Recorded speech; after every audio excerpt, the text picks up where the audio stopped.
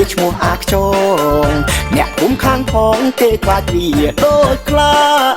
ពុកវាស្លូតណាស់តែវាលឿនដូចស្វាមន់ទៀតចិត្តទាំងតែប្រហែងច្បាស់ជាឆាស៊ីអង្គធ្វើមកធម្មតាគ្មានអ្នកណាចូលចិត្តវាឡើយអ្នកណាចូលចិត្តវាឡើយថ្ងៃមុនទូរទស្សន៍ម៉ែមើលសុកសុកវាពួនក្រំតុកសងងំដកដូចយ៉ាងសង្ហាម៉ែស្មានតែខូចខំឲ្យវាយកទៅផ្សារអាប់ចង់យកមែនតែយកលក់លុយទិញស្រាមកវិញវាប្រាប់ម៉ែថាទូរទស្សន៍យើងចាស់ផ្ញើស៊ីអស់ហើយផ្ញើស៊ីអស់ហើយរឿងផឹកគឺវាលេខ1ញ៉ែស្រីក៏វាលេខ1រឿងឡែថាកុំទៅព្រួយវាសុំលេខ1រឿងខលរឿងខូចរឿងលួចរឿងយ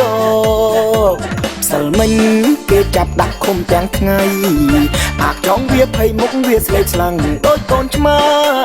ប៉ូលីសសំឡុតឲ្យវាស្បត់ឲ្យសន្យា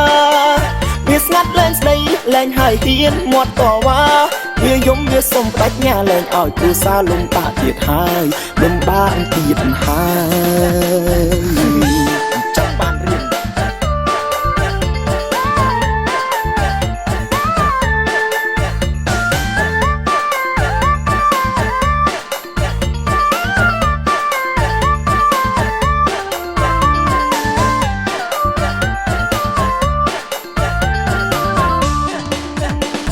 និយាយរឿងអូនមួយវាឈ្មោះអាខ្យ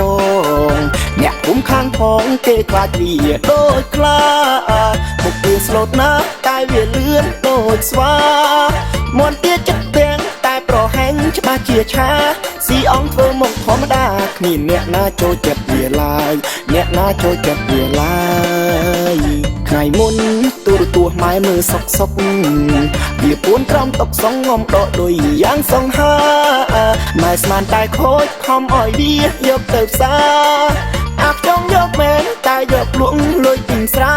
មកវិញវាប្រាប់ម៉ែថាទូរទស្សន៍យើងចាស់ផ្ញើស៊ីអស់ហើយផ្ញើស៊ីអស់ហើ